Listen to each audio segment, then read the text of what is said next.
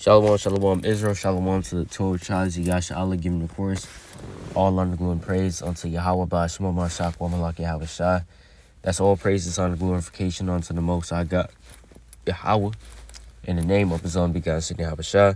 This brother Yasha Allah coming back to y'all yet another video to the Spirit and Pod Yahweh, Ba'ashmo, Mashak, Wamalak, Yahweh Shai. All right, Lord willing, all Israel is enduring through the Spirit. Enduring the trials, the tribulations, the afflictions that the Lord is putting upon the nation of Israel in these last days, right? Now, I'm going to get straight into this, right? So this is going into an account because, remember, it's very imperative for Israel to be building up their faith in the last days, right? It's very, very vital. Faith. Without faith, you can't please the Lord, right? Let's get that real quick. Hebrews chapter 11 and verse 6, right? It says what? But without faith, it is impossible to please him. So it's impossible to please the Most High God without faith. You need that faith, right? It takes faith to keep the commandments. It takes faith to keep enduring through the trials, the tribulations, the afflictions, right? That the Lord throws at you, man. It takes faith to fight Satan, right? It takes faith to be in this truth and to endure unto the end. Like how I say, faith is our fuel. It's like our gas. You can't hop into the car.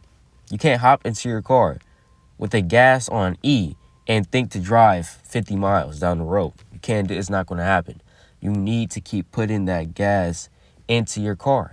And that gas is what? For us, is faith, right? That's what's going to keep us going. That's what's going to keep us moving, right? Because faith, you believe that there is an end to this. You believe that all this work, all this labor, all this trial, all the trials and tribulations, there is an end to it. And that end and that reward is well worth it, right? Even Paul, he had faith. Because he said, Salakia, let me get this real quick. Romans chapter 8, verse 18, it says, Salakia, Romans chapter 8, verse 18, it says what? For I reckon that the sufferings of this present time are not worthy to be compared with the glory which shall be revealed in us. So Paul, he was like, hey, he says, guess what? I know that all this labor, all this suffering that we're going through right now is well worth it. He understood that. He had faith, right? So let's go back to that. Hebrews chapter 11, verse 6. But without faith, it is impossible to please him. For he that cometh to God must believe that he is. He that cometh to the Most High must believe that he is, right? And that he is a rewarder of them that diligently seek him. So you understand that, because with faith, you understand that what? If you diligently seek the Most High, he's going to reward you in one way or the other. That reward we're looking for, ultimately, what, right, is what? The kingdom of heaven. But even throughout your journey to get to the kingdom of heaven, the Lord will give you certain gifts, man. He'll give you certain gifts. He'll give you certain rewards, even in this life right now. Just like how, for example, the Lord said in the book of Sirach, chapter 26, verse 23, I believe he said that a godly man, right, is given to a godly woman, right? Slocky, let me get that real quick. Sirach, chapter 26, right? Sirach, chapter 26, and I'm going to start at verse 14 and skip down. A silent and loving woman is a gift of the Lord, and there is nothing so much worth as a mind well instructed. So the Lord even said that a silent and loving woman, right, a virtuous woman, a virtuous wife, that's a gift from the Most High. That's a gift from the Lord, right? And so it's possible to attain that. Because the Lord, he's a rewarder of them that diligently seek them. But it's only until you diligently seek the Lord, and it's only until you understand, put forth so much labor, does the Lord reward you for your good works, right? Sirach chapter 26, verse 23. A wicked woman is given as a portion to a wicked man. A wicked man's reward is to get a damn wicked woman. That's his reward, right? On a physical level, right? But it says what? But a godly woman is given to him that feareth the Lord. So the godly man is going to get a godly woman, and that's a gift from the Most High God, right? But ultimately, that reward that we're looking for is what? The kingdom of heaven. Though there may be little gifts throughout the way, right? That true gift and that true reward, that true prize is the kingdom of heaven. That's what we're really looking for, right? So, going back to this, right? Mark chapter 10, verse 46. It says, and they came to Jericho, and as he went out of Jericho with his disciples and a great number of people, blind Bartimaeus, the son of Timaeus, sat by the highway side begging.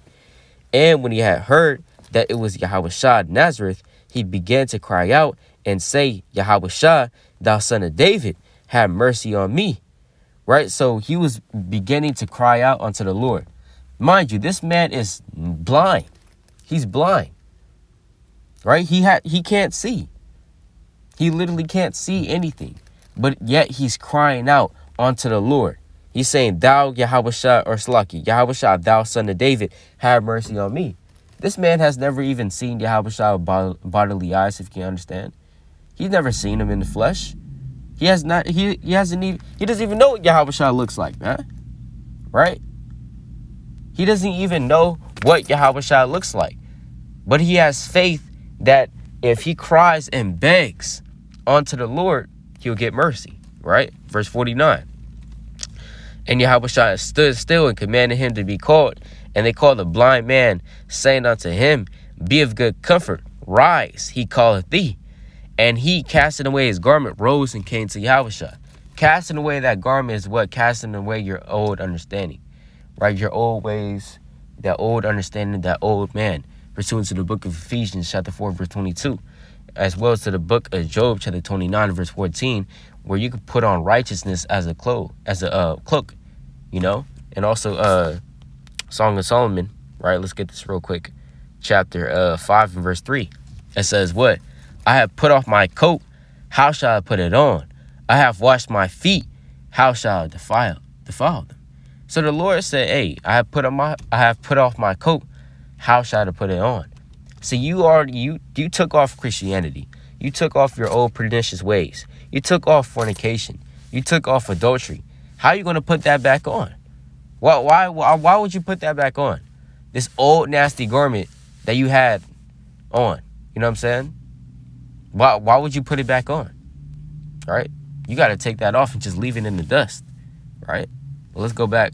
Mark chapter 10, verse number 51. It says, and Yahushua answered and said unto him, what wilt thou that I should do unto thee? The blind man said unto him, Lord, that I might receive my sight. And Yahushua said unto him, go thy way, thy faith hath made thee whole.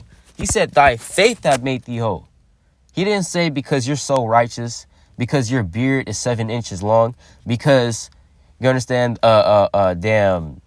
whatever, right? Whatever carnal thing. It's not about the carnal. It's not about it. On a physical level, it's not about the carnal, right? It's about the spiritual, you know? And what I mean by that, the Lord said, thy faith hath made thee whole. That's why we need faith, so that we may be whole, right? It says what? And immediately he received his sight and followed Yahushua in the way, right? So, literally, when reading these accounts, that's what's going to build up our faith, man, right? Reading the accounts of how the Lord delivered Jeremiah, how the Lord delivered certain of our forefathers, and the terrors of the Lord. That's what's going to build our faith up, as well as what? Prayer and fasting. But we need to be building up our faith, right? Let's get this account real quick. Right? It's the book. Right? It's the book. Mark. It's like in Matthew 12. Right? Hold on. Where's this account at? I want to get this account real quick. This is Luke 6, right? Luke chapter 6 and verse number 5. It says, and he said unto them that the Son of Man is also Lord, is Lord also of the Sabbath. And it came to pass also on another Sabbath that he entered into the synagogue and taught. And there was a man whose right hand was withered. So there was a man whose right hand was withered, meaning it was damaged. Verse 7. And the scribes and Pharisees watched him, whether he would heal on the Sabbath day, that they might find an accusation against him. But he knew their thoughts, and said to the man that which had the withered hand, rise up and stand forth. in the midst, and he arose and stood forth. Then said Yahushua to them, I will ask you one thing. Is it lawful on the Sabbath days to do good or to do evil, to save life or to destroy it? Right? Because the scribes and the Pharisees, they didn't understand, right? They lacked understanding. I'm going to put it like that. They lacked understanding because even when you go and read in the so-called Old Testament, our people, like the prophets, they were doing the work on the Sabbath. You know, they were doing well on the Sabbath. But these scribes and these Pharisees, they didn't understand that. They didn't understand that Yahushua is lawful to do well on the Sabbath. He said, is it lawful on the Sabbath days to do good or to do evil, to save life or to destroy it, man? Obviously to save life. And that's both on a physical and on a spiritual level, right? Verse 10, and looking round about upon them all, he said unto the man, stretch forth thy hand, and he did so, and his hand was restored. Lucky. And he did so, and his hand was restored whole as the other. So the Lord said, stretch forth thy hand. And when the man, he did it, it says, and he did so, and his hand was restored whole as the other. So literally all Yahushua said was, stretch forth thy hand, right? And the man, he even had that faith, right? He had to believe, though. Because if a man didn't believe that his hand would be healed by Yahushua, right? If this man didn't have the faith, then he wouldn't even have, stretched forth his hand. Well, he would probably been like, what? You're not a doctor. What are you going to do? Right? That's a man without faith. But this man had faith. And so he said, and he did so, and his hand was restored whole as the other.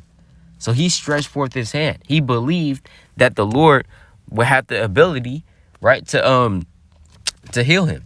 So we, likewise, us in this truth, we need to have the faith, right, that the Lord is going to be able to make us whole, and that is going to be able to deliver us out of all afflictions and temptations, man. Right? Even the Lord said, the Lord, he knoweth how to deliver the godly out of temptation, right?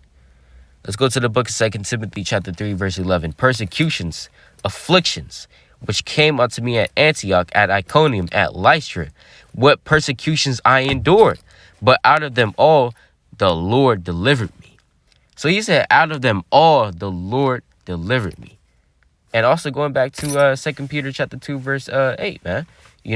The Lord knows how to deliver the godly out of temptations, out of afflictions, out of persecutions, man. He knows how to do that.